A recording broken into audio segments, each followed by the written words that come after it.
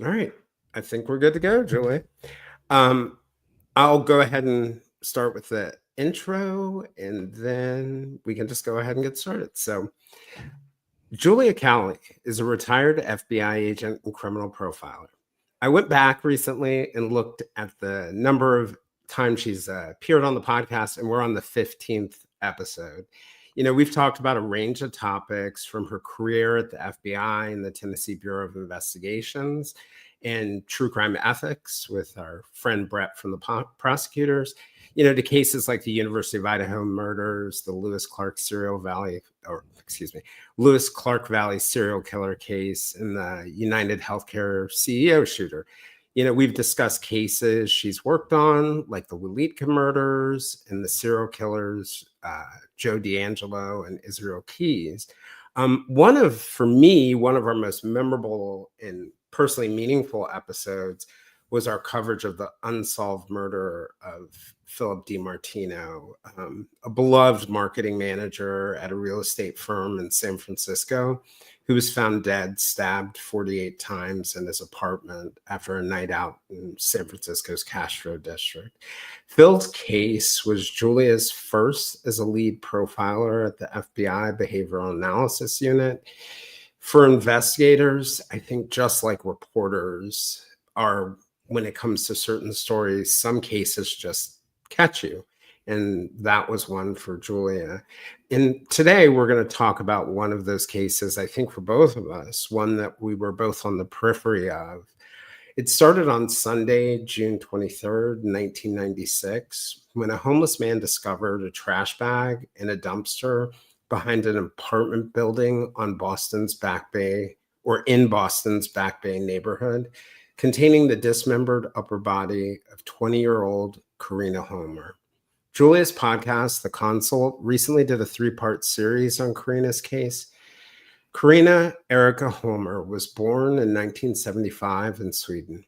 In early 1996, she won 10,000 Swedish crowns in the lottery, which she used to fund her travel to the United States.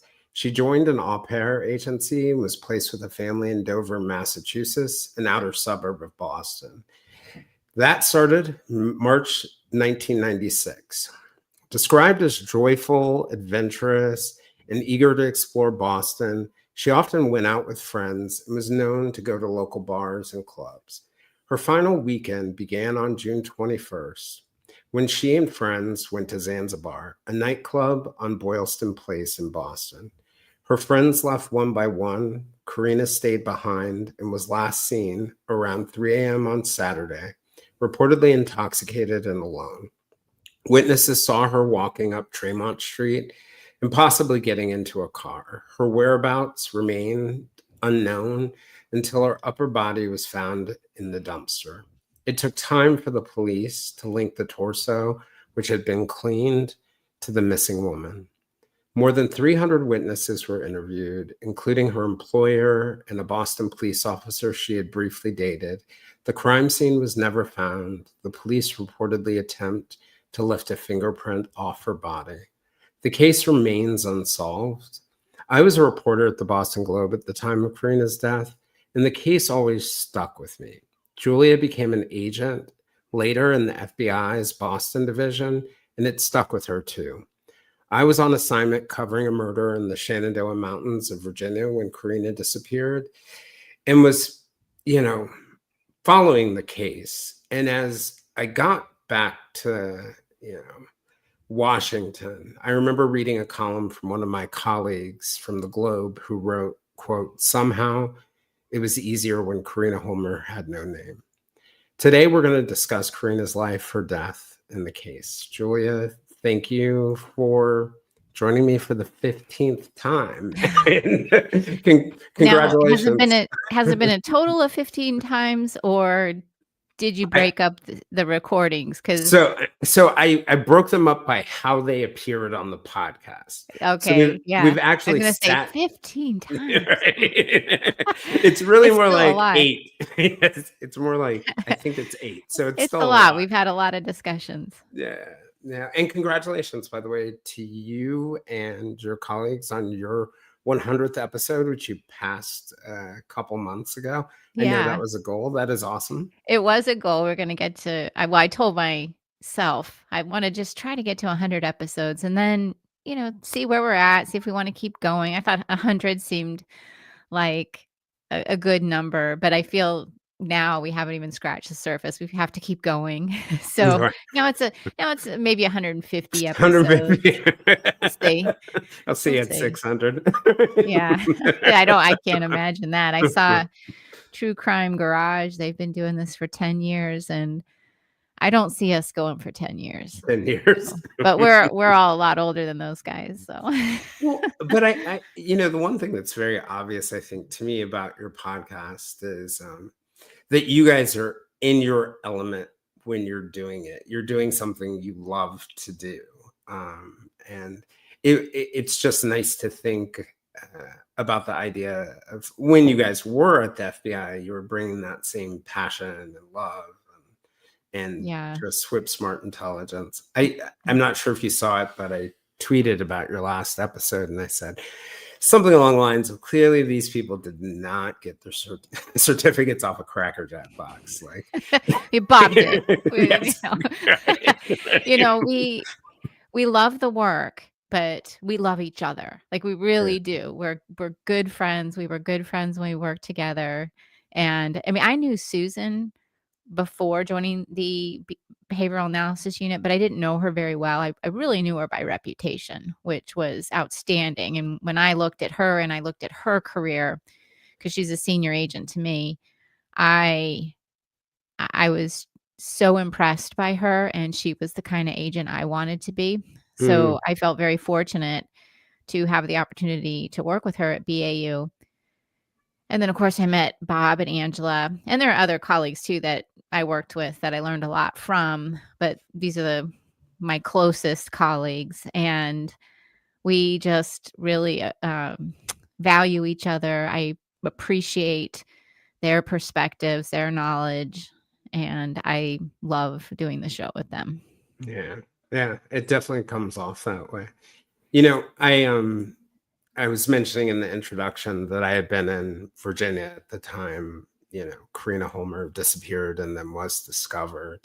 And I had been covering another case that really stuck with me, which is the disappearances of two New England women, Loli Winans and Julie Williams, who were murdered in Shenandoah National Park. And, before I came back to Boston, I went to the Washington Bureau, and I think that's where I first heard, although I'm not 100% sure, first heard colleagues talking about the case. And, even though I never reported on the case, it really stuck with me. And I'm just curious for you. I know you came to Boston a few years after.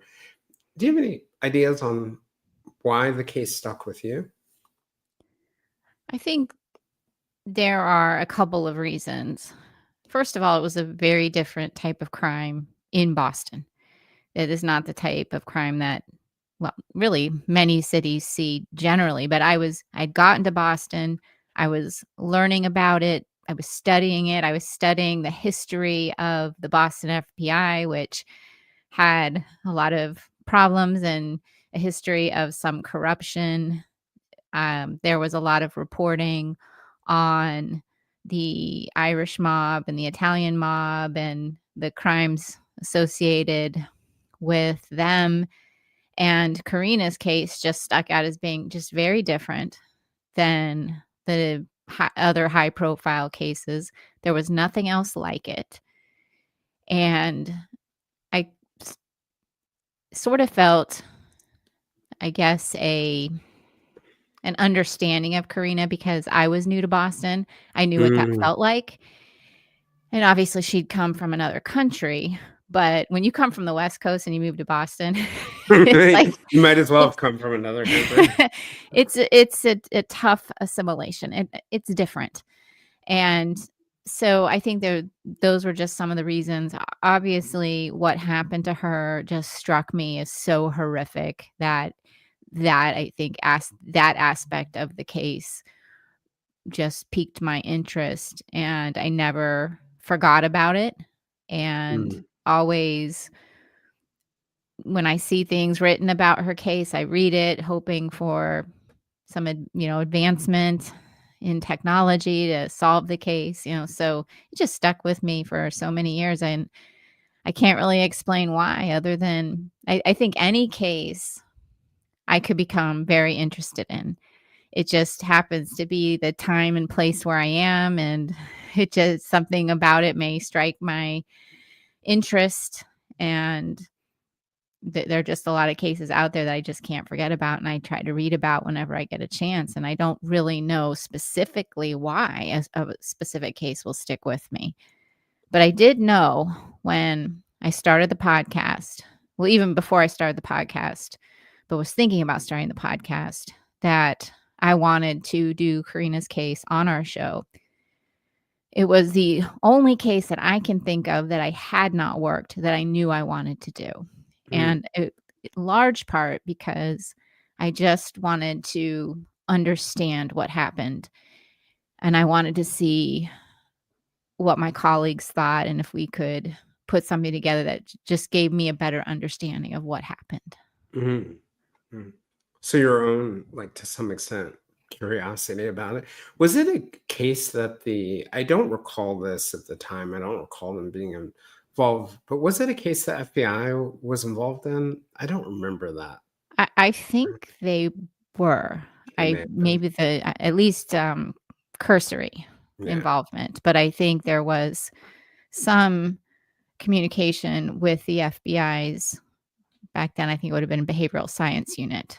Yeah. What I'm not sure exactly the extent of that assistance that was provided. I don't know. Yeah, and it's interesting just because we don't see it in the news. The FBI is often helping law enforcement agencies in the background, whether it's evidence response or analysis or other things along those lines. I for me, I was sort of thinking about what really caused me to gravitate toward the case, and I'm not exactly sure if I have an answer about this one or other ones, but one of the things that stuck out to me in thinking about it was why I think it resonated with the public, and maybe this is part of why it resonated with me, was that, you know, there was, and I had that same feeling you had when I moved to New York, bright-eyed, and you know, um, and everything is sort of like an exploration and learning, and it can be hard to adjust to it. But it was that combination of sort of Karina's joy and her innocence with the sort of brutality and the mystery of the crime, like this really adventurous young woman who had come, you know, to Boston from a foreign place. The crime had no clear motive. It just sort of struck you as heinous. And we couldn't find a crime scene. We couldn't find many clues, I guess, as a community. And that contrast between this joyous girl who was fun and innocent and exploring, and that just brutality of her death was so haunting. And I remember early in the coverage of the investigation, um, you know, investigators were looking everywhere. And I remember in the first few days, it was all about the people who were at the club that night at Zanzibar, and then the family she was staying with. And there were a ton of stories on, um, on them, and could they be connected, because it's sort of like the cliche story of the au pair and the affair. And then there was this local musician, and then a homeless guy, this eccentric homeless guy that apparently everybody in the neighborhood knew about, who was there. But people just kept rolling through, almost desperately, through suspects. But I do remember, for me, in listening to it and listening to those things, and I knew nothing that I know now, but none of it just rang true for me as I was hearing all the potential suspects. And I was just curious what a profiler looks for in cases like that. Like, what are you? I know there's always going to be the media speculation. There's always going to be people chasing potential suspects. But what do you guys look for in those kinds of situations?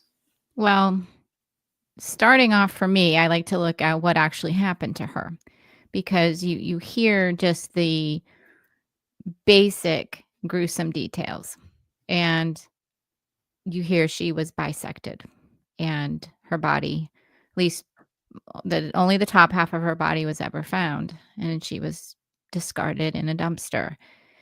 And so many people have drawn comparisons between her murder and the murder of Elizabeth Short, who was known as the Black Dahlia. And because Elizabeth Short was also found bisected, but she was murdered out in Los Angeles in 1947. So likely, very unlikely to be any connection between the two of them, but they were forever connected because they were both cut in half. But when you look at each of the cases separately and what actually happened to them, they are so different. They're likely very different motives, even though you have this big headline making action that the offender took. But when you look at the details, and so we're looking at what actually happened to her.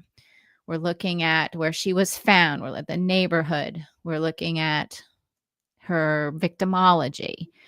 And so all of those things you're putting together, looking for potential motives, what her risk levels were, and who posed those risks to her.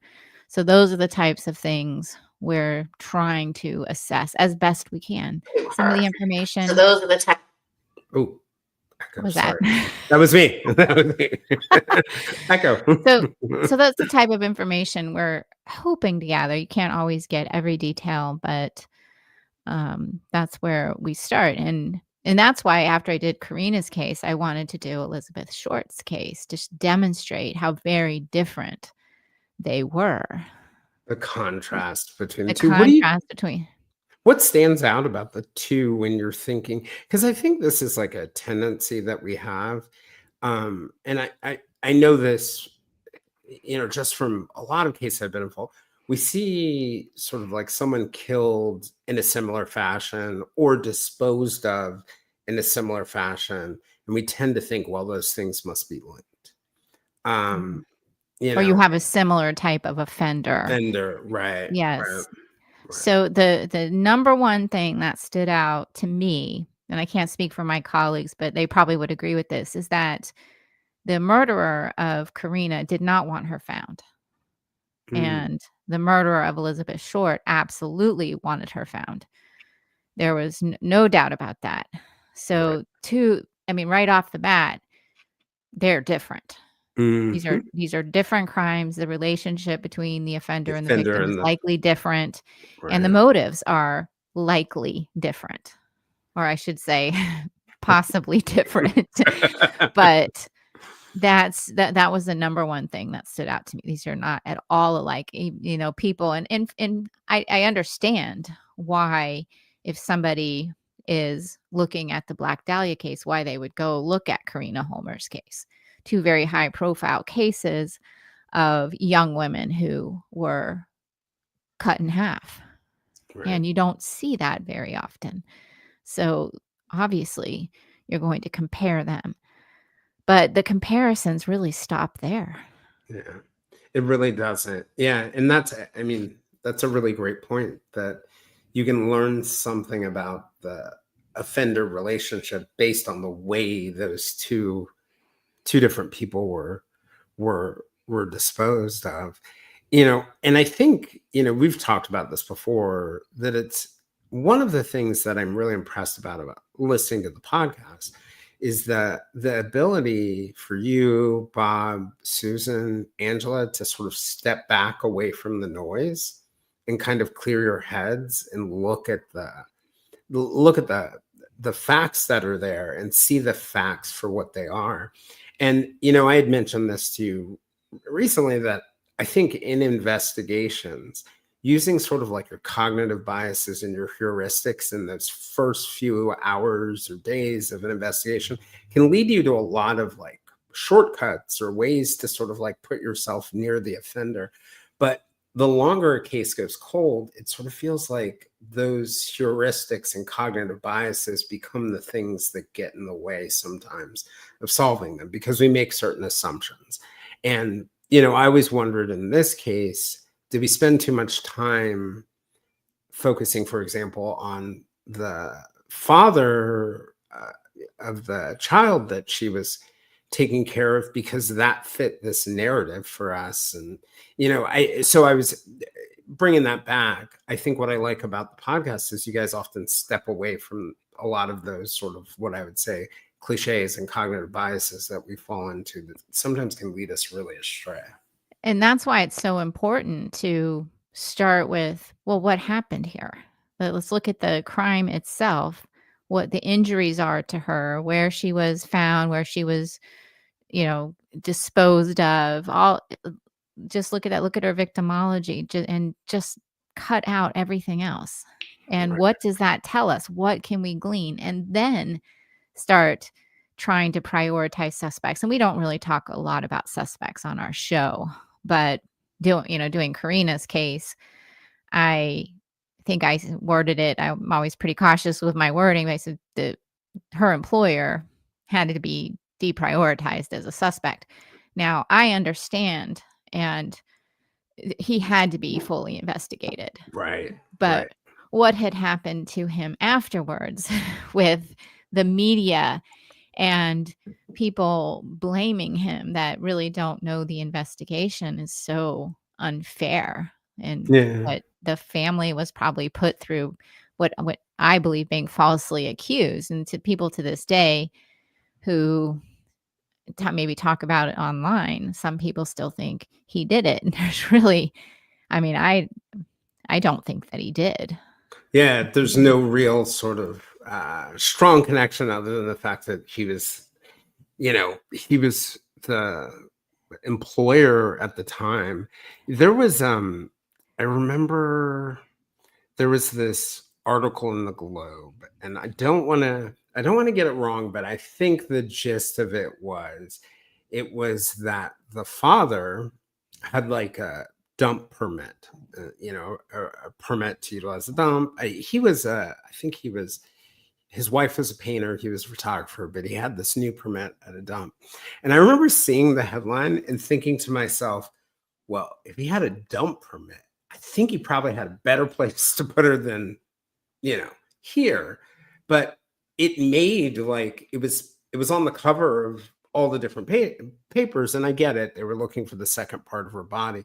But sometimes I think they're like very obvious things like that stick out to me, where I sort of say, well, like, it was probably somebody different. But you can make anything into Suspicious. yes. You can make it all suspicious. And when you get tunnel vision like that, and I'm not saying the police had tunnel vision, because he was, I think, appropriately vetted by police, but the media and people who just thought, well, he's being suspicious. I mean, anything that we do, if we become a suspect in a murder, may be viewed as suspicious. And my understanding is that he had this permit already. He was disposing of items that they needed to dispose of.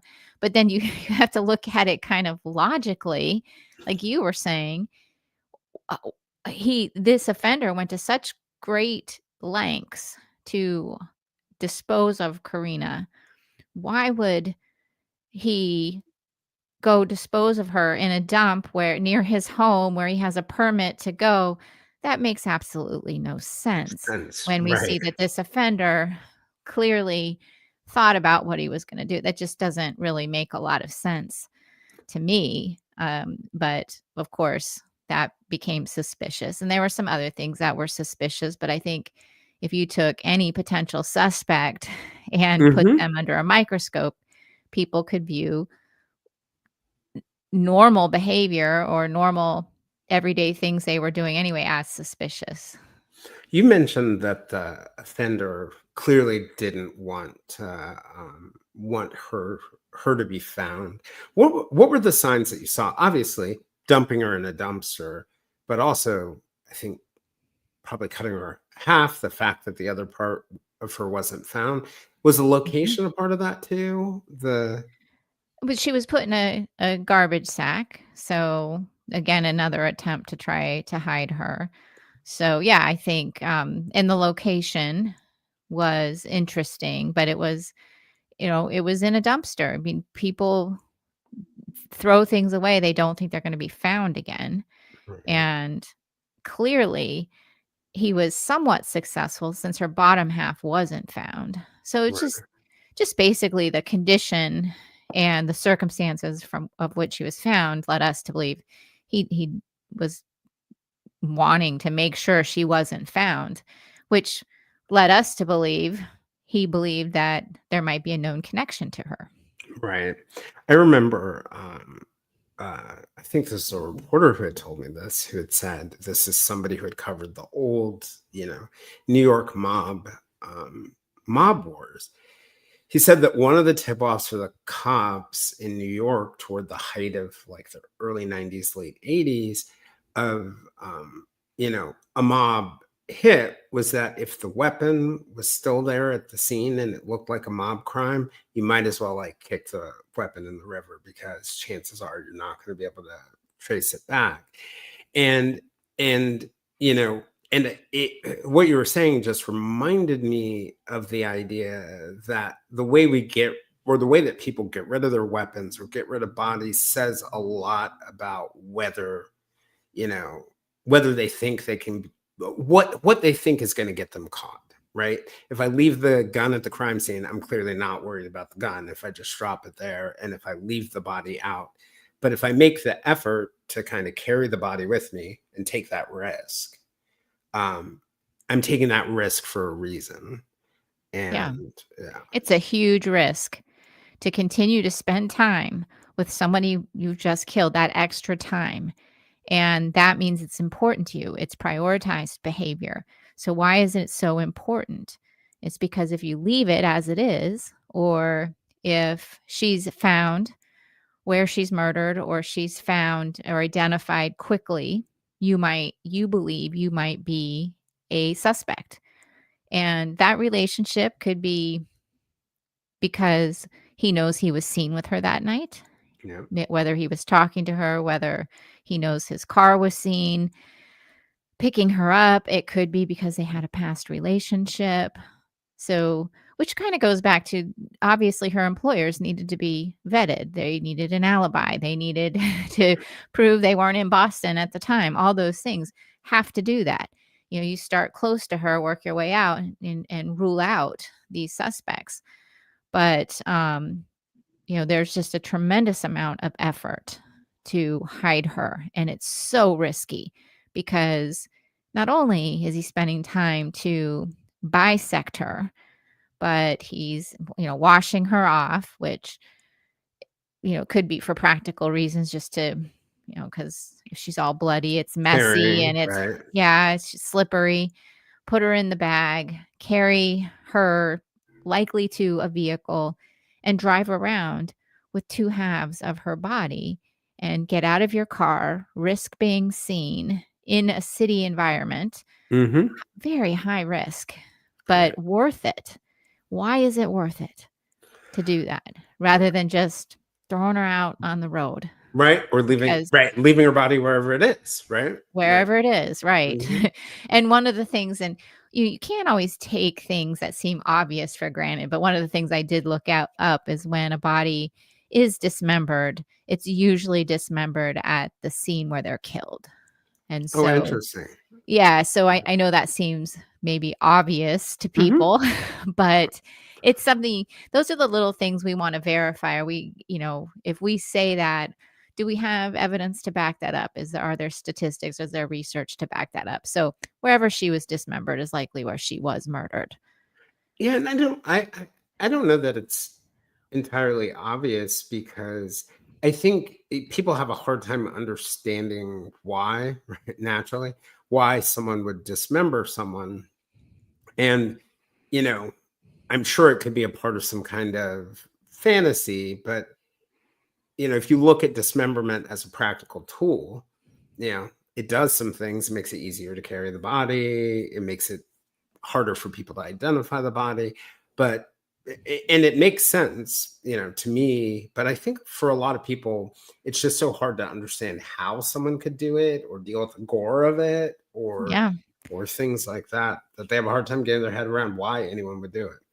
Yeah. I mean, it's certainly an offender who can deal with gore, and this was extremely important for them to do. Right. That they're willing to risk the mess. And there was nothing that indicated to us, unlike Elizabeth Short's murder, that there was gratuitous violence, that this was somehow part of a fantasy. There was nothing else done to her that made us think that. We thought that the severing of her body was for practical purposes, to transport, for easier transport and easier uh, discarding. Right. Which kind of makes you think, okay, just in thinking about something like that, it makes you, if I were to think about something, I'm just throwing this out here off the top of my head, like if you have a house and a garage and you can throw a body in a car, right? The part where you're going to need the body separated is just between your car and the dumpster. So you can start to think about, okay, who would really, really need a dismemberment? Well, somebody who has to, bring the body out of a place where they could end up really close to people. So, Or being family or in seen. an apartment building or behind. Yeah. So, Yeah, and that's where you consider the environment she's found in. Now, she wasn't found that far from where she was last seen. She was last seen about a mile away at Zanzibar, in that area, and ends up in a dumpster about a mile away. So it's very likely. And I talked to the geographic profiler Doug McGregor, who's really helpful in clarifying some things. We talked about that crime scene corridor, and it really indicated it's very contained, and therefore this offender likely lived close to other people, just as you said. So he cannot just carry a body out or even try to wrap it in a blanket without maybe a concern that he would be seen by others. So therefore, he's got to sever the body in half and take two separate bags out that don't look as suspicious. right. So, and I'm basing that in large part based on the environment where she was found, where she was last seen, and then where she was found. This is likely something that occurred not too far away from where her top half was found. Right. And just knowing the area, it's not a place, if you were coming from some other far place in the Boston area, it's not where you would travel to put a body. It's not like it's busy. The Massachusetts Turnpike is behind there. Fenway is not too far away. You've got Boylston and the parks, but it is on this little corner there, that Mhm. little corner, which is a little bit more private than everything else around it, which makes me kind of think like the person didn't trip across this. Like they No. knew this area. They knew. Yeah. It was like, I mean, I went back over there before when we were researching the show. I happened to be in Boston, and my husband and I went for a walk down there. We were down near the Boston Common. I went by where Zanzibar used to be, and we Hmm. took that walk all the way down. And I just thought I would be comfortable at in the middle of the night, which is probably at the Oh, time where she absolutely. was dumped, because it's on a main road there. The apartment building faces Boylston Street, which is a main thoroughfare through Boston. And there's a lot of shops and restaurants, and it's a busy area, a lot of students. And then you have this side street, Ipswich, that goes right by the side of the building, but then it bends around and then it's parallel to the Mass Pike as well. And it's kind of a service area road, and it goes behind apartment buildings and their parking lots and their other dumpsters And there are along more there. dumpsters. Yep. Yes. Not only dumpsters that way, but dumpsters in the other Other direction way. as well. There's alleys, and so it really seemed like a really convenient way to just and I picture him coming from for whatever reason, I pictured him coming from the west, but that could be wrong. But just pulling up on the side of the building, getting out of his car, walking the short distance to the parking lot behind the building where the dumpsters were, and just throwing her in there and getting back in his car, and it just off you go back. Yeah. That's how I pictured it. And it's funny, I have that same image in my head, which is sort of like from the south and the west and behind Fenway. But I think it's in part because that's the spot where you could just slide right in there and disappear Yes. out of there. Yes, it really just made a lot of sense to me that this is a convenient place if you're not gonna go outside the city, because you could drive, not too far and go find a wooded area somewhere, but that's not what they chose to do. They chose to Right. stay within the city, which tells me they're very comfortable there. It tells me that this crime probably happened within the city. I don't think it happened too far away from where she was found. And this was just a very convenient location for him to pull a car over with, at the time of day or early morning hours, very little foot traffic, or, it would just be very easy. Yeah. I even wondered, and not to malign anybody there, whether it was somebody in that building.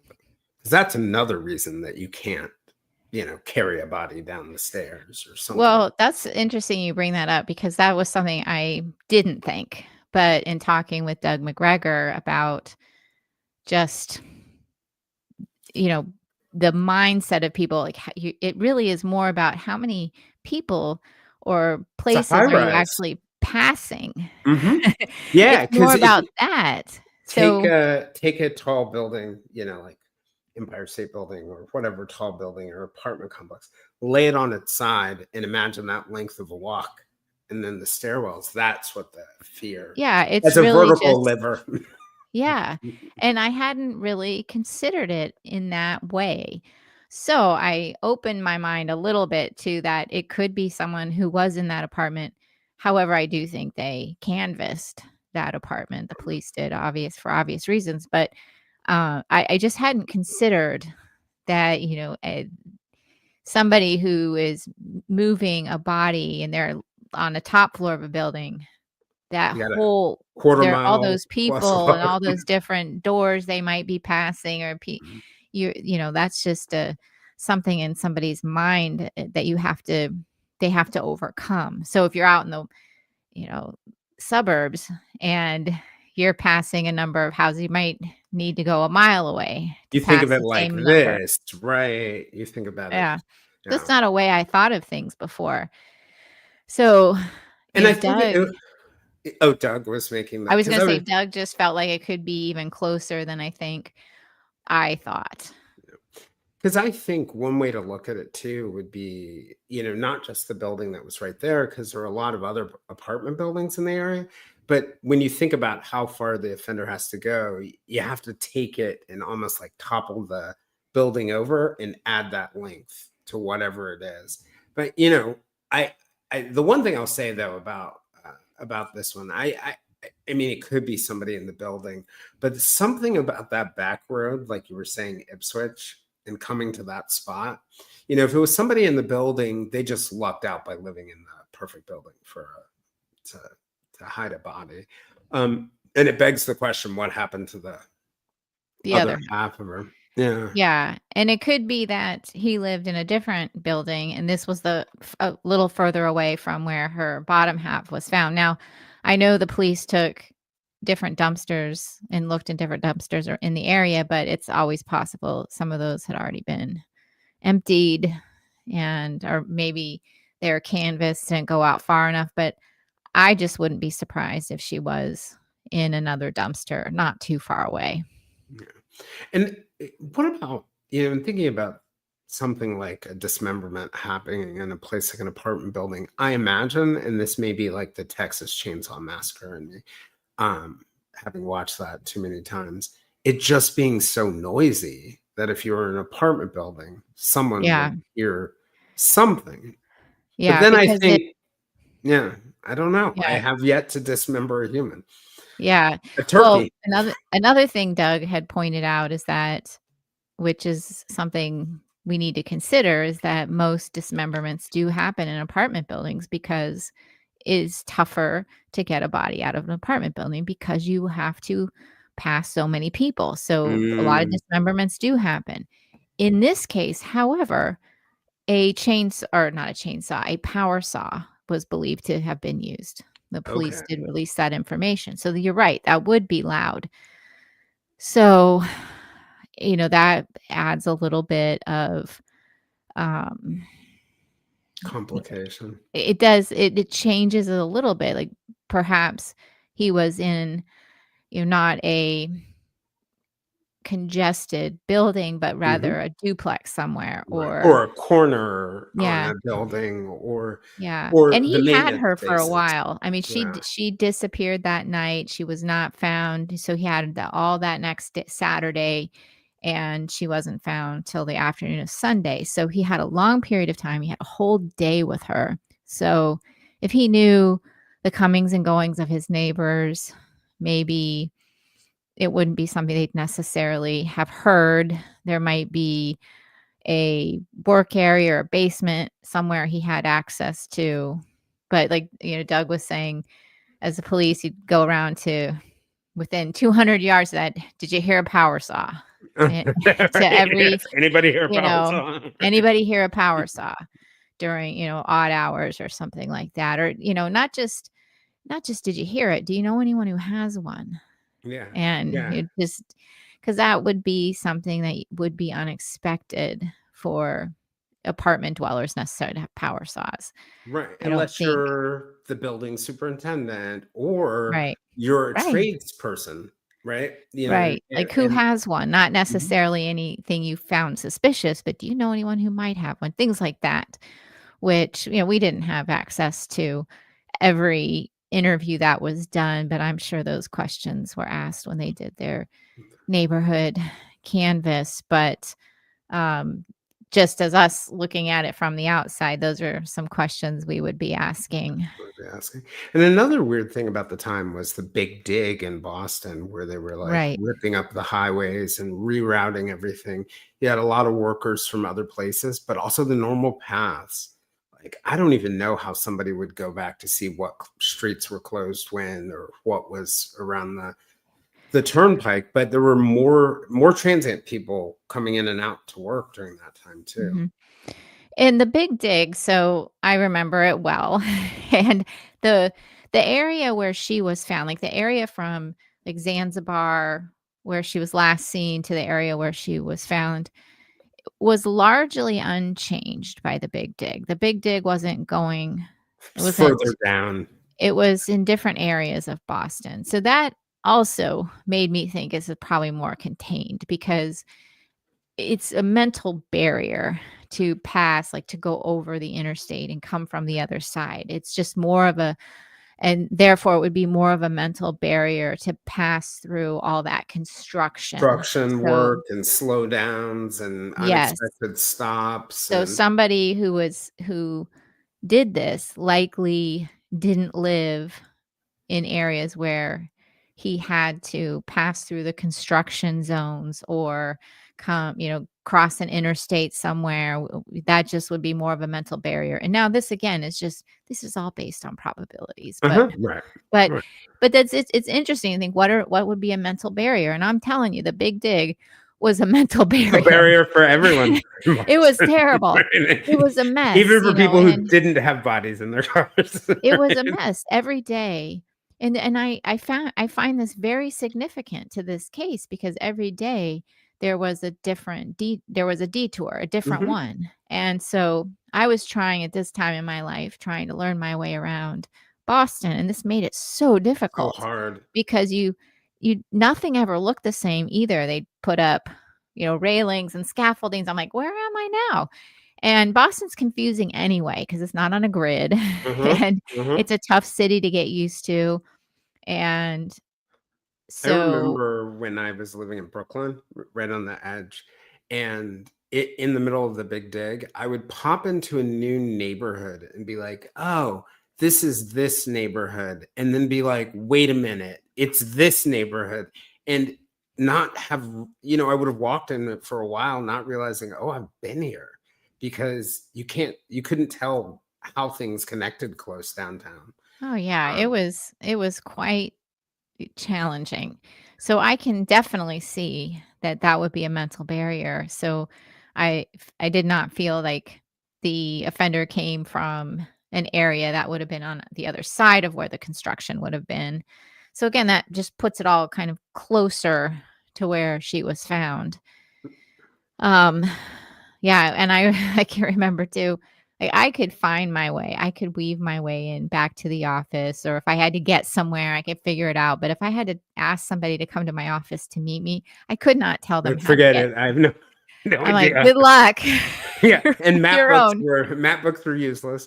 But you better be here because the FBI wants to talk to you. You better be here on time. I'm not gonna tell you how to get here. Good luck. Yeah, Come early.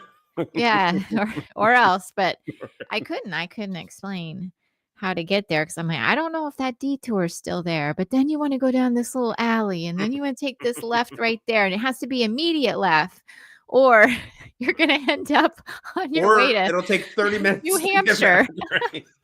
Yes, exactly, or you like, you're gonna you'd be stuck, it was so challenging. It was, it made me the woman I am today, though. Made me tough. I'm not Right. afraid of any traffic Any now. traffic now, right? Yes, I know.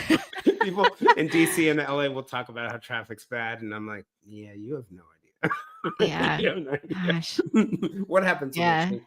But that makes a lot of sense, that itself would be a big barrier.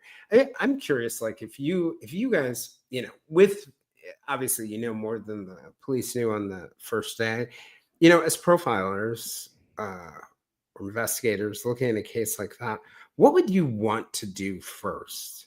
You know, the visit the scene, learn more about the victim. How do you what's your process for? I guess it might be Well, different for my different process would profilers. be different than in the detectives Okay. because that would just be different. If I was the detective, I'd do what they did.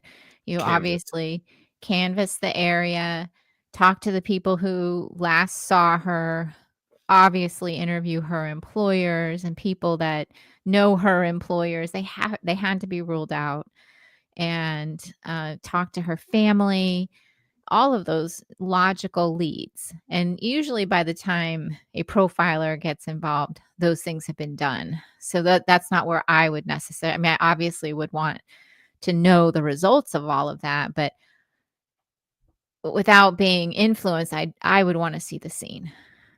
The Okay. scene and the autopsy. Those were that would be where I would start. And then, of course, that's also where detectives start. What actually happened to this victim? And then the first major hurdle they had is they had to identify her. Right. That was another issue, and that obviously as a profiler, we don't have to worry about because usually the victims have been identified by the time we're looking at a case. But, and because they didn't know who she was, that makes it very difficult to start the investigation right away, like who to talk to, and you're behind.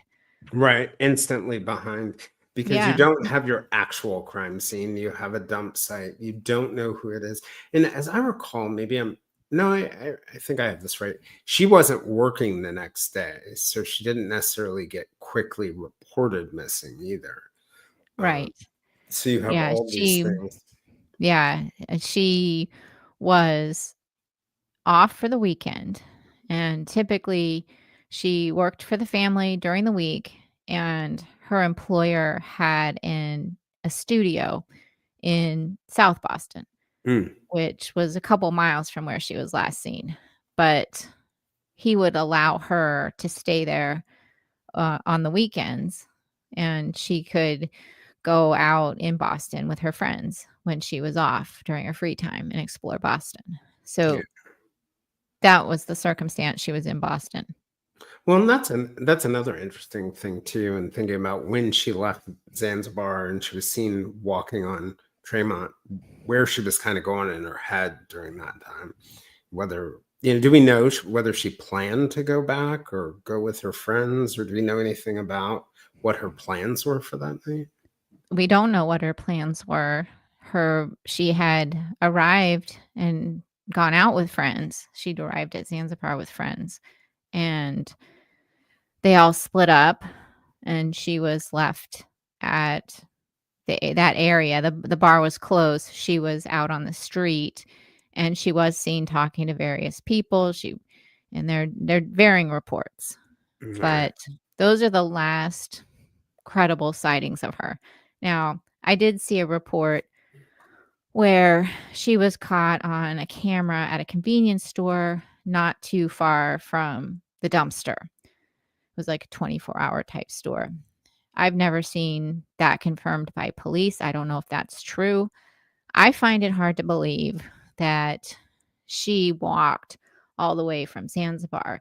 I know it's only a mile, but again, it's that It's a mental 30, barrier. and it's also like a 30-minute walk across the highway.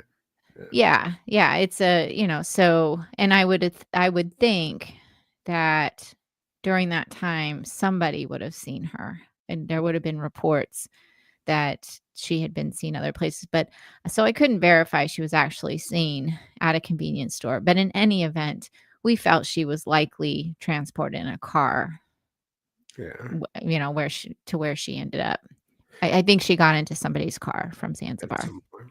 It's interesting you said about the mental barrier. I was just thinking about the fact that, I have some stores that are right along this road that are near me that are walkable, but I can also walk over here relatively close, walk up a sidewalk, and just very quickly cross a highway. It's absolutely safe. And there's a Best Buy right over there or down that way. I rarely ever go there. And it's not because it's further away. It's because that mental thing of crossing Route 7 and going past those lights is almost this psychological barrier that makes it feel like it's further than it actually is. And so I'll walk to places that are actually further because they're on my strip Mhm. or on my sidewalk. It's Yeah. interesting to think about the things that kind of get in our in our in our way.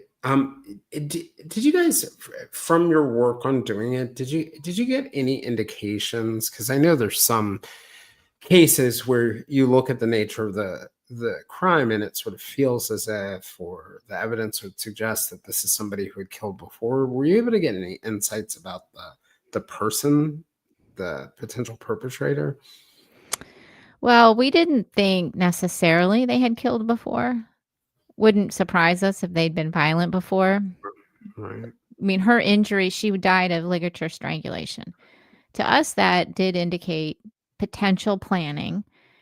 And again, nothing else to indicate she had a lot of defensive wounds. So she was either somehow incapacitated. Now, she was reported to have been extremely intoxicated that night. And so was it that she was passed out, or the offender came behind her and she didn't have a chance to pass out? But it certainly seemed there was an element of planning because of that, because of the ligature strangulation. And certainly somebody who probably doesn't have a lot of empathy Yeah. for other people, or very likely cold-hearted individual. Those are, some of the obvious things that we would take away. And these are things that we would say other people in their lives will recognize. Notice. Yeah, Yeah. I remember when we talked about Phil, just as a contrast in Phil DiMartino's case, you know, you said somebody who doesn't have empathy. And I think for a lot of people, they think, okay, that's got to be the vast majority of killers. But, I remember as we were talking about Phil's case and the note that the guy wrote and some of the clues that he left, and thinking, okay, there was a lot of his personality was on the table, and it would be a very different profile than somebody who could have dismembered and cleaned the body and and I mean, it made me think in this case, like maybe in Phil's case, the perpetrator ran away or could have committed suicide or may have gone to the confessional afterwards. It really does give you clues about. It does. I mean, like, you look at Phil's case, and there was a lot of emotion involved. Mhm. There were attempts at staging. There were some religious overtones to the notes that the person left. I do believe that person's probably struggling with guilt, Yeah. and whether they're still alive or not, I don't know. I mean, statistically, they probably should be, but this is probably something that does weigh heavily on them. And I'm not saying that to garner any sympathy for that Mhm. person because they need to pay for what they did to Philip. But contrast that with this killer. This was a very cold and calculated murder of Karina. And there was no what I would consider gratuitous violence. Like Phil, lots of gratuitous violence in that just multiple wounds that were inflicted after, post-mortem because he was dead because the offender was in such Rage. a Yeah. heightened emotional state. Right. That's the Frenzy, opposite I of guess. Yeah. Karina's. Yeah, almost. And it wasn't done in a way that you see the postmortem activity like on Elizabeth Short's body, which Right. was very intentional and sadistic. That was different. You can see that when you really study the crimes, you really see the difference. Whereas Karina, no gratuitous violence. She died of ligature strangulation. It was, cold, calculated. It was done, and he didn't need to do anything else other than to now get rid of her, which he took some very made practical decisions. This is the best way that I can do this, and I have to do it because if she's found or found quickly and identified, people will know that I'm linked to her. Right. Right. They saw Right. me with her, or they know I have a relationship with her. Or some element yeah, something about her identity and her body being found needed to be delayed or needed to Yes. everybody needed to be on a wild goose chase, and the Mhm. person kinda got that in her They not being did. reported, right? Yeah, they did get that. They got that extra time where not only was she not found, because I think she was probably dumped early Sunday morning, and then she was found Sunday afternoon. So they had that time. And then they had the time from when she's found until when the police are able to finally identify her, which, I mean, it didn't take a long period of time, but it gives the offender more time. He was able to put time and distance between her and his offense. Do you take anything away from the part of her that was found or wasn't found, or do you think that her being found to some extent was just dumb luck by the I homeless man? think it was just luck. Yeah, just I, luck. I think the offender fully intended that she would not be found. Right. Yeah. Well, I was just thinking about the idea, did the offender work harder to get rid of one part of her body? But I really do, with everything you're saying, it makes me think this offender was just being very practical, like Yeah. easier to carry the body if it's in two There's pieces. been speculation. Well, he sexually assaulted her, so her bottom half was never found, or she was pregnant. She was not. That was Yeah, confirmed because you by can. the police. She was not pregnant. I mean, that was one of the theories that someone got her pregnant and murdered her because of that, but that is not accurate at all. But I just think it just, you know, if you don't want her identified, you really don't want her top half found because it's got her fingerprints, it's got her Face, face. right, So that's the part you probably wouldn't want found. So I think it was just dumb luck. right. I And don't then think there was any rhyme or reason to for that not piece finding of her it. bottom half other than he just got lucky. Yeah, and part of it too, the dissection piece of it too, for me, it makes me feel as if it was more of a practical choice because if what you were really trying to do was like obliterate identification, Long Island serial killer, we saw that, body at least one stage of it, body parts everywhere. One of the things, we talked a little bit about the idea of that, and in our world of social media, I love to complain about, I think our true crime coverage and our speculation in some recent cases. But in researching this and thinking about this case, it reminded me that same speculation. I pulled up some old Boston Herald clips and pulled up some old New York Post clips. That same kind of speculation went on then. And I'm curious, as maybe not a part of your profiler piece of it, but maybe investigator and profiler. How do you guys keep all that noise out of your way when you're working on a case like this? I just compartmentalize. It doesn't affect me at all. I know I have to keep a clear head and just look at what the facts are. What am I seeing? Applying our profiling concepts, applying the research, the statistics. If we're going to diverge from those, we need to explain why. Because you have to have some basis for what you say. You have to cite evidence. You have to cite your reasoning. And so if in one case you say, well, the offender did this because of this is what we normally see. If we're going to stray from that, we have to explain the reason why. So I just block it out. I just look at the case and what do I see and what do we know from what our education and training and experience have told us in other cases, and apply that to the cases and don't stray from that. And you and that goes right to the heart of why profiling isn't an exact science, because there are going to be outliers, and there are going to be times where like, well, we don't usually see that. That is an outlier. That is not statistically probable in most cases.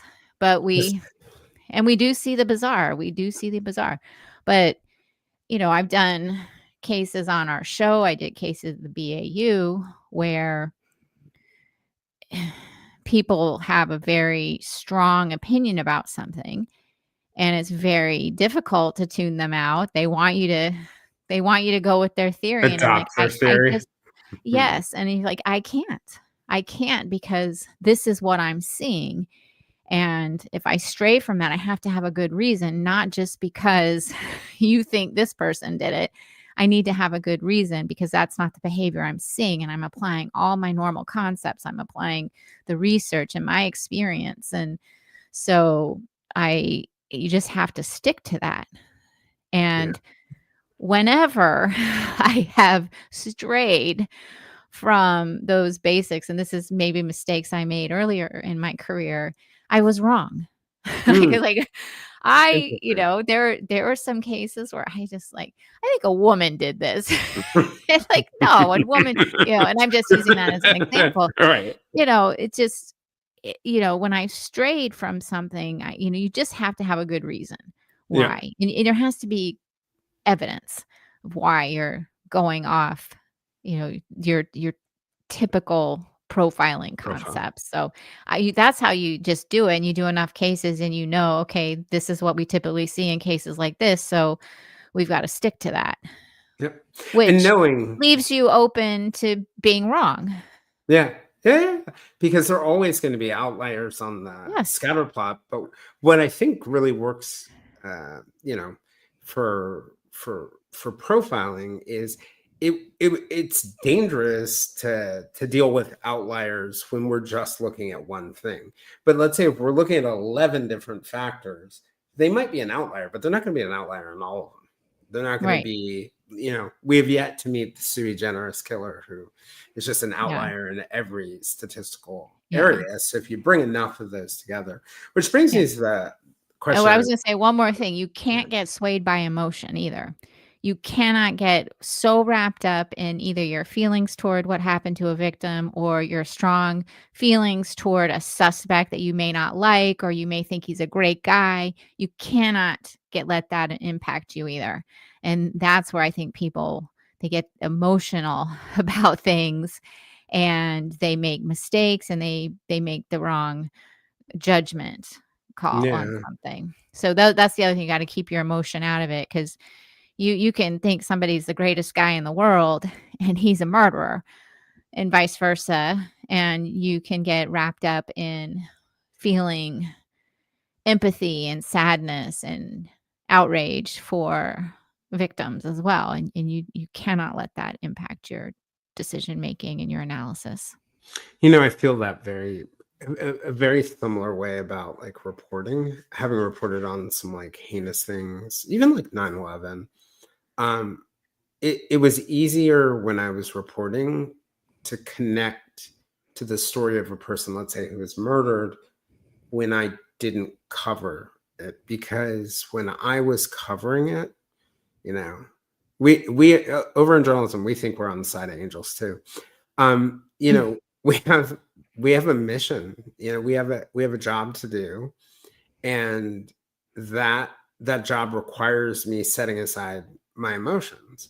And I even remember this one tough story where I ended up on an investigative team investigating somebody that I really liked, and just knowing I got to throw out all my feelings here. Luckily, I got pulled off that one. But it's the same thing in covering a case. But I have my exceptions, like the Lily Winans and Julie Williams cases, and I think Phil, for you, is an exception. But I also wonder whether Karina's case stuck with me too, because I was just an outsider looking in, like everyone else, in this mystery and this interesting human being. And I think one of the things too that really stuck out to me was, her friends were there to describe her, and they really described her in a really sort of beautiful light. But her family was really silent, but you could tell, they were hurting, and there was just a heavy sadness that was around the case as an outsider looking in. Yeah. And we talked about this before we started this recording, but my view of the case has evolved over my career, because I know more. I'm obviously more educated, more experienced when I first started out, and I'm at a different point in my life. So the way I viewed it as a 29-year-old when I first got to Boston is very different. And now that I'm, a mother with two children that I've now sent out into the world. And so now I can really, I can only imagine, but I really can't grasp how painful it would be. But as a parent, Yeah. I can relate as a parent. So that, how I felt about it as a 29-year-old is different than how I feel about it today.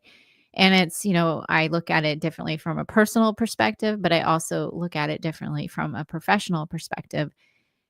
And not only that, it's not only my perspective, but my colleagues have helped me understand the case better as well, now that I've had the chance to talk it through with them and do our consult on the case. So What do you it's think you learned about the case through the process of covering it and talking to Doug about it?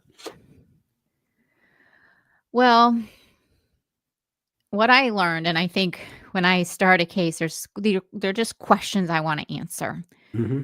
Like, do I think this was, first of all, her employer? Because he was the main suspect. It's like, is it somebody that's like that? Or is this somebody that's maybe killed before or again? And I'm not so certain about that. Do I think they're violent? Probably. Do I think they're cold, calculated, lack empathy? All yes.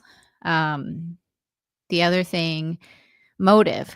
You know, I don't know exactly what the motive is, but I do think it was a personal cause homicide. I don't believe necessarily it was a sexual murder. That is still a question I think I'm not sure about. But because we think that there was a connection with her killer, it we lean toward personal cause. Hmm. So, Also, you know, just the coldness, and I don't know whether personal cause homicides are more like this, but sort of you see the ones where there's like a very far emotional extreme, and then ones like this that are very sort of like cold. Like, it doesn't feel like that place in the middle with sexually motivated murders where there's lots of fantasy involved in this one. right, we saw little fantasy. That's exactly, I think, part of the reason. um, you've been listening. You excellent, excellent work. But no, in all seriousness, that's exactly, there was not a lot of fantasy at play in this case. It seemed like potentially a different motive. Um, and so those are the types of things that I think I learned about the case. The practical aspect of the bisection, because we've seen other cases of dismemberments, but this was the first case I actually looked at was just a bisection. Straight bisection. Yeah, there's been, ones we've had where there were, multiple body parts. The person was cut up basically. So it just clarified to me. And I think one of the main questions for me I wanted to answer, did I think her employer was involved? Involved in it. And my gut going into it was I didn't think so. It didn't really fit. It didn't make Mhm. sense. And having gone through it all, it really makes even less sense. Just isn't. I'm pretty confident her How employer would they did have not. gotten in touch? And he It sort of doesn't make has an sense. alibi. Yeah. And the location of it, yes, Mhm. he had an apartment in Boston, but it was in South Boston. That apartment was thoroughly searched. She was not murdered there. So where is he going to kill her? Where is he going to take her? If he was going to take her anywhere, it'd likely be out of town because that's where his home was. But, why bring her back in? It just, none of that makes sense to us. It just does not fit with what we're seeing behaviorally, geographically. But, And then, it would be, it'd be mildly insane for someone to do that, right? Like, kill her at the apartment or in Dover and then bring her back and do all those things. And then, you just made me think of something as you're describing that and essentially saying, even though you didn't use the words, how crazy that would be. If you saw some kind of like insanity or frenzy in the body, that would kind of fit some erratic behavior, but you actually see the opposite. You see like more of a rational thinker don't in see the. escalation. There's, usually when I mean by escalation, other injuries to her that show that a fight escalated. This was somebody knew they were gonna kill her, and that it was planned, or at least there was some element of planning to it. This wasn't a fight that got out of control and she ended up being strangled to death. There's no indication there was any other injuries or escalation, domestic type of violence situation. And then you just don't have a motive. And this is what drives me crazy is so many people speculating, well, he was having an affair with her, he got her pregnant. There is absolutely no evidence of any of that. And so you can't just make up stuff that doesn't exist. There's just not a motive. And he had an alibi. So he was, busy all weekend and he had their family members, but he was accounted for. And you have to remember this offender had control over her for a very long period of Period time. of time. He Mhm. had access to her, control over her, and a private space for an extended period of time. It would make no sense for her employer to have been able to have carried that out. What do you know about, does dissection take a lot of time or skill? Because, I remember you guys talking about this on the Elizabeth Short case. And in Elizabeth Short's case, there's a lot of speculation that it had to be like a surgeon or somebody who had medical experience. Well, it could be all sorts of things, right? butchers, Yeah. people are good with knives, all sorts of things. But time and skill, like, can you tell I me? don't believe that it takes a lot of time or skill to use a power saw. It's gonna be very messy, obviously. It's gruesome and gory and messy and loud. So, all of those considerations, but very skilled or, um, again, there's just not an indication that this person necessarily would have done this before. Mhm. I just don't think it requires much skill You can sort to. of logic your way through. Yeah, and the amount of time, I mean, I don't think it would take that much time. I don't With the think it power would. saw. Right. Yeah, I don't think it would take that much time. But you So, would have a I lot of mess to clean up. yeah. Yeah. It was probably. I mean, I would assume it's done in, some kind of someplace with a drain of some sort, maybe a bathtub or a garage with a drain or something, a shower, something Workroom. along those lines. Yeah, yeah. Yeah. I mean, Can it's you a gruesome thought, but those are the things you have to consider when you're thinking about exactly what the offender did. Right. Right. Because yeah, it gives you clues about. Do you think it's a Hmm. solvable case? I do. I don't know what evidence they have or what could be tested, but I'm always hopeful because, I saw a case not too long ago, it was the end of last year, I think, where it was like a case that I had profiled and somebody called in and said, I know who did this. This is from 1978. Wow. Yeah. And it was a double homicide. And they got a phone call. The police or I don't know if it was the state police or district attorney's office or whatever, but they got a phone call. Somebody, I don't know who it was, what their relationship was to the offender, but they said this person killed these two people. And shortly thereafter, they arrested him. And they Wow. arrested him because there was a fingerprint at the crime scene. And they were able to match his fingerprint. To it. So something, Yeah. not even DNA, not even. Not even And DNA. It's and amazing. And that was a case where I was a little bit. I thought that would be a harder one. But Windows then out of the blue, somebody calls. It's amazing to me. says, look It's at just. this guy. Or I And remember hearing that thing on this night, or it was so interesting too because I saw the headline and I'm like, "Oh, that kind of sounds familiar." And I go to the article and I'm like, I profiled that case. Oh my gosh. It was, and I reached out to the district attorney and I said, "This is I profiled that case. I can't wait to hear all about it someday." So it hasn't been adjudicated yet. I don't know what's going to happen with it. I don't know what the updates are, but once it's completely adjudicated, I want to cover it on the show because now that it's going through the legal process, I don't want to talk about it. But it was a case I wanted to cover on the show because it was unsolved, but it's just such an incredible feeling when you see that. I'm like, this kind of sounds like a case sounds like this case. I'm like, it is this yeah, like case. it is that case. I'm like, this is incredible. It was an incredible story. Like somebody just I have all these questions, which hopefully they'll be able to answer for me once it's all said and done. But now they can't tell me for obvious reasons. But who was this person? What was their relationship with the offender? How did they know that he did it? Were they with him? All of these things. This I just can't wait to hear exactly because once we hear that, that's just another bit of information that we can apply to other cases.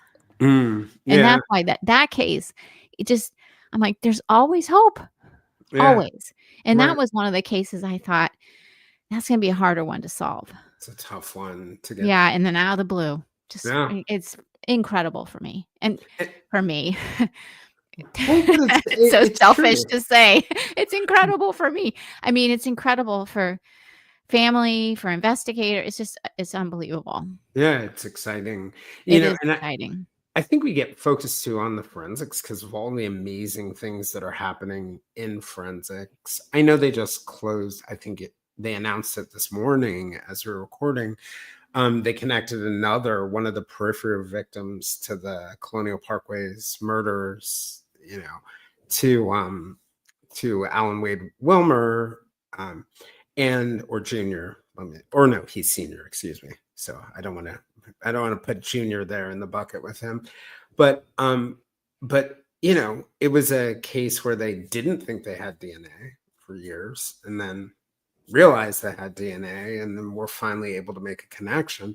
But I do hear a lot of cases of somebody spends 20 years in their head having some suspicion that it was my crazy neighbor Joe or my friend or my cousin, and that they come forward maybe not even thinking that they have something that's enormously relevant, and it ends up being very important to the direction of the case. So, I always tell people, just say something.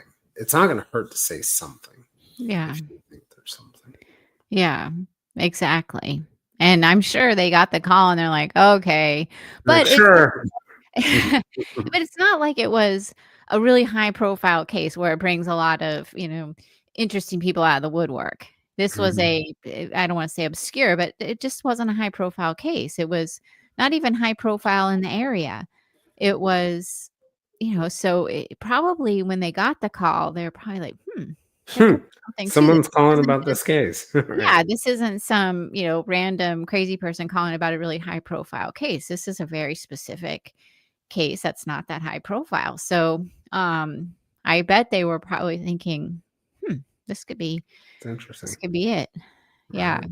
I can't wait to talk to them about that moment, and hopefully they'll talk to me, come on the show and talk about the case, because it is a very interesting case. But that's why I think, I never, ever lose hope. Right. And how, if somebody like me loses hope, how can families ever have hope? Yeah. But I've seen over my career, I become more hopeful as I get older because of all of the advances in technology and what I've seen, how cases get solved and relationships change. And, I've seen so many cases now throughout my career that have been solved that many thought maybe were never going to be solved. So that's why I don't really lose any hope. It's interesting you say that, because if I think of a lot of the cases that you guys covered that I was familiar with before, Robert Wan is an example who was murdered, in his friend's house in DC. I thought, having followed that case, I was like, well, that's never officially going to be solved. Like, we generally know the pool of people, but that's never going to be solved. And it's interesting that in a lot of other cases that I thought would never close, I actually have hope for them now. And you made that point about like relationships change, circumstances change, people go to confessions, they find God, and it's not always the suspect who finds God that changes it. They get sober, or there's a divorce, or there's a whatever. Things change, alliances split, clues come together. Yeah, you never know. I always try to have hope. And like I said, I've seen cases that I thought probably weren't going to get solved, and they do. And every single day there's a case you'll see, maybe not every day, but comes into my news feed. DNA solved this case. Mostly it is the DNA. And it's a matter of detectives going back and retesting pieces of evidence and using the advances in technology and this increased sensitivities, as well as the legwork that goes into the forensic genetic genealogy. It's really a lot of work. Yeah. It takes time. Quite a bit of work. So it's not like you can just snap your fingers and IgG solves the case. There's a lot of legwork. So it's a matter of prioritizing the cold cases for, okay, which cases are we most likely to have evidence that we would get DNA from? And you have to sort through all of that. Then you have to go through the testing process, and then you have to go when if you Work the can get a family profile. tree, right? Yes. It's a It's lot in the of beginning. work, and as we know with Philip's case, it's quite possible his offender is foreign born, Mhm. and so the database may not have the representation needed to do the genetic genealogy at this point, but someday I have hope. Yep.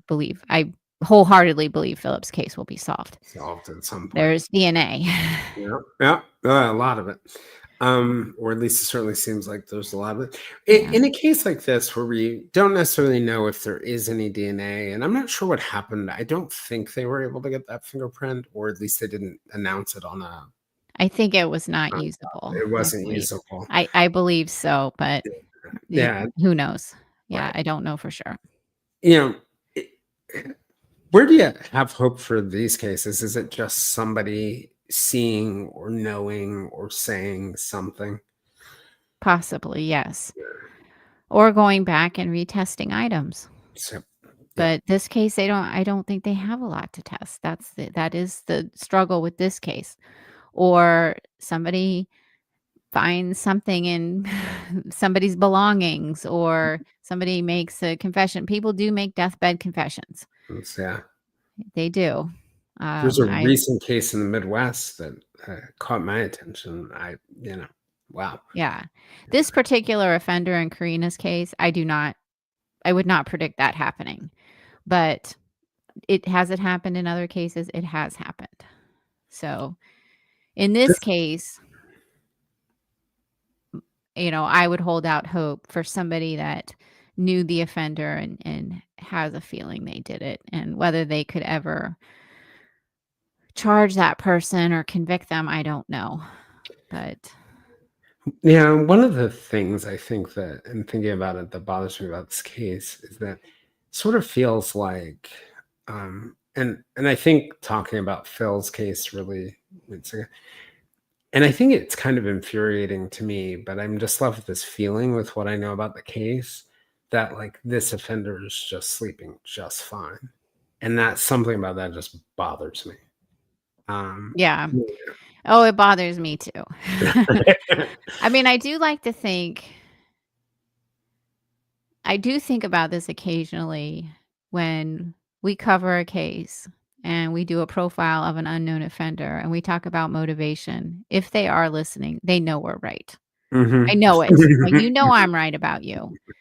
And it sounds a little bit, but I do think about that. And I hope that, Stings a they, little bit. and then maybe not just from like, let's our show, but just the fact that they are aware of the advances in technology, and he doesn't necessarily know what he may have left behind. I mean, this is 1996. So I like to think he's lived uncomfortably looking over his shoulder, worrying about Mhm. himself, but just Yep. thinking maybe someday it could catch up to me. But Yep. you're right. I don't think he feels a lot of guilt about it. He probably, you know, he probably gets uncomfortable or reads the news when they cover the case, but it's probably no more than that. Probably wonders what they actually have because the Boston Police Department. Say what you will about them, I do think they know how to investigate a homicide. Uh, They do know, like, yeah.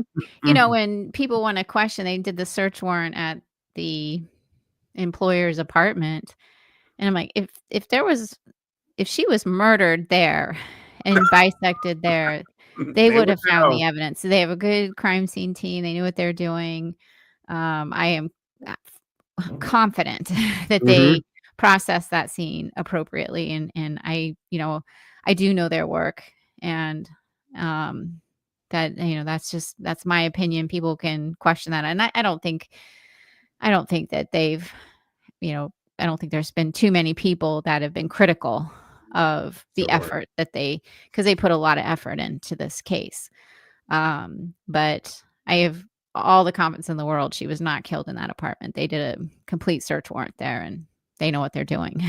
Yeah. And I mean, it's a case where, like, I hate to say the word smart offender, but a smart enough offender and some really bad timing, in terms of her being off, just puts you behind the eight ball. And sometimes the best Mhm. investigative work in the world, is not going to get you a quick answer. But I think the having resilience and, like you said, having hope, um, because we've probably both seen cases where police departments have kind of given up. They've kind of thrown their Mhm. hands up. And I think you have to at least keep the hope that something, hope is a double-edged sword, but hope that just come, yeah.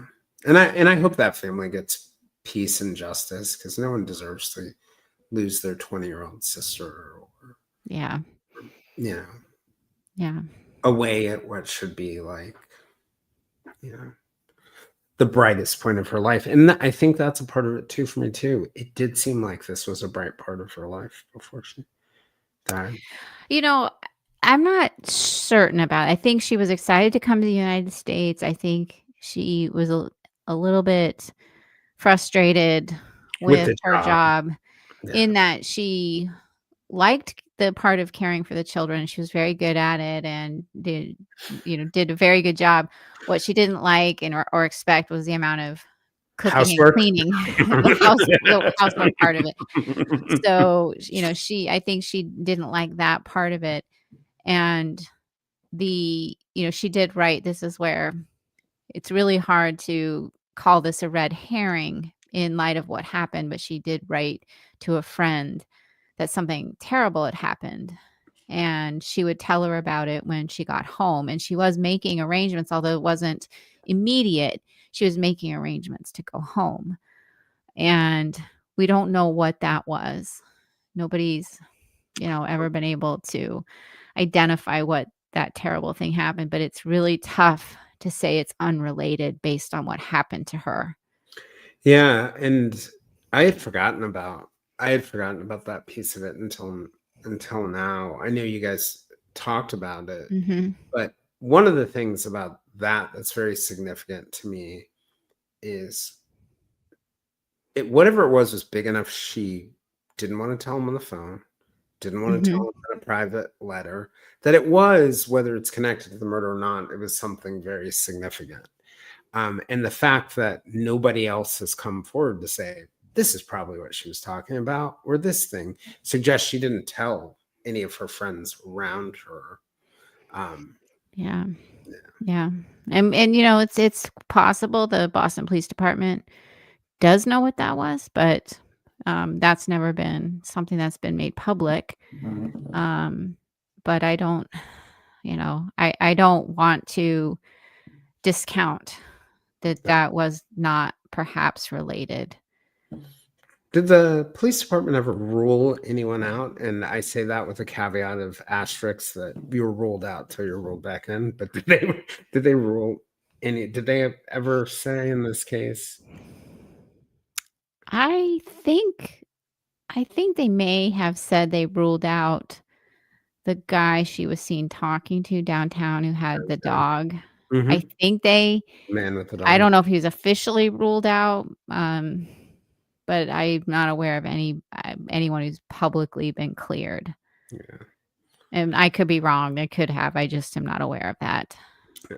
So, No, it's definitely an interesting suspect list, so to say, and I really mhm. do hope they bring some closure to it. Let me give you a chance to just kind of throw it to you on kind of what I'm just curious about as we close, like, and I'm thinking as much about this case as the podcast in general. What do you think that we can sort of learn from cases like this, whether it's because we're interested in solving them, or we're interested in true crime, or we're interested in going into law enforcement? Because one of the things, and I've said this 1,000 times, that I really appreciate about your podcast and the approach, you're able to strip away so much of the noise and the bias. And it's funny, Brett and Alice call themselves the Cold Water prosecutors, and you guys are like the Cold Water profilers. But I love it because you take the emotion out of it, so we get the space for logic. And I was going to say, I find it very comforting. It's like the calmest true crime podcasting that I listen to. But what are you hoping people get out of it?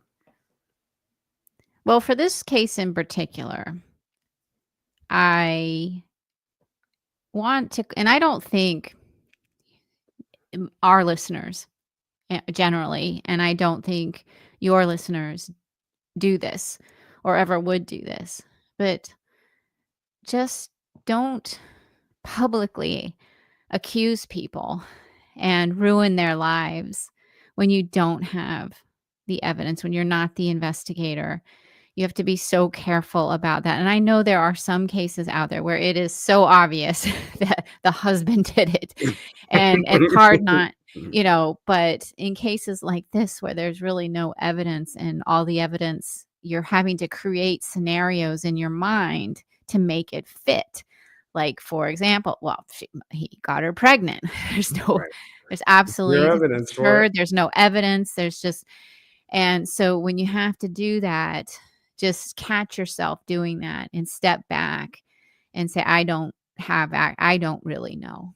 And so this particular case, I think that is just what I would take away from this case is that, a man and his family was dragged through the media mud, and there continues to be online speculation here and there that is very unwarranted and unfair. So that's what I would caution from this particular case. And where I will end it is we did have a listener who had some information, and she didn't think it was important. She lived in the area at the time, and she just had something, and she was concerned and cautious about, should I call this in?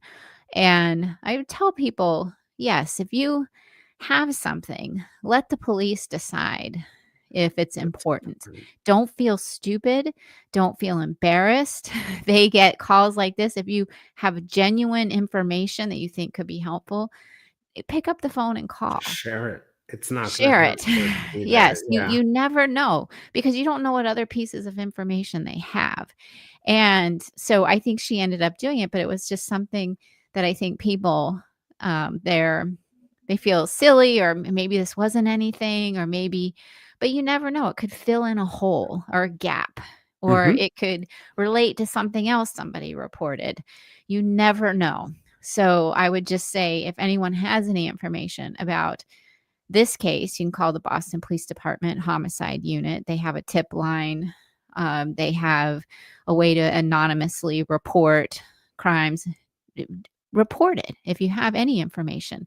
And not only for this case, any of the cases that we cover, report it. Even the slightest thing, you just never know, because you're not the one investigating the case. You don't have all the pieces or all the information. You don't know what could possibly be important. Let the police decide. Figure it out. Yeah. Yeah. What is that thing we have? If you see something, say something post 9/11. I think it's a good way to look at things. And then the other thing I take from what you're saying is start with the facts and then find the theory. Don't start with the theory and try to find facts for your theory. Right. Yeah. Really, when you have to create those stories, you're doing somebody wrong. Leave it to the novelist. Right. That's just particular to this case, but it's happened in other cases where people have been wrongfully accused, and by our profile, they probably didn't do it. So yeah, it's too. And I guess that's also a part of, it's part of the mission of your podcast is it's education, and it's education for the public, but also for people in law enforcement. And it's a resource and a library that people can fall on to learn and do things. And I think, we need more of a fact-based world these days. I'll tell you, I am really proud of our listener base. We have students, young people who want to get into law enforcement or criminal profiling. We have law enforcement investigators who listen to our show, and that I'm honored. I'm Mhm. honored by that, that Yeah. people are listening to our show to learn something. And I know that I continue to learn. That's why I do it. I continue to learn from my colleagues. Every time we cover a case, I learn something new. And it makes me very happy that other people are learning things and that we can bring attention to cases. Yeah. And I'm constantly, as you know, learning from you every Sunday or Monday when one of your episodes comes out on Patreon. It is And I'm my learning from you as well. We have great I'm not sure what. great great debates about things. Yes, Well, true. you certainly have the background in psychology that I don't have. In fact, sometimes I don't actually understand what you're saying.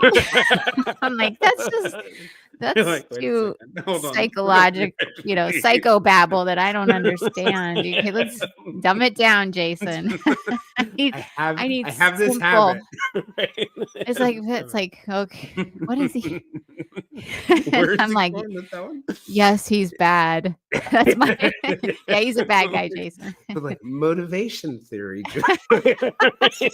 Yes, you have a lot of the theories and yeah, like, oh, And that's what that means. yeah, and it's just yeah, and for me, it's like interesting watching you guys and the diversity of sort of like experience or knowledge.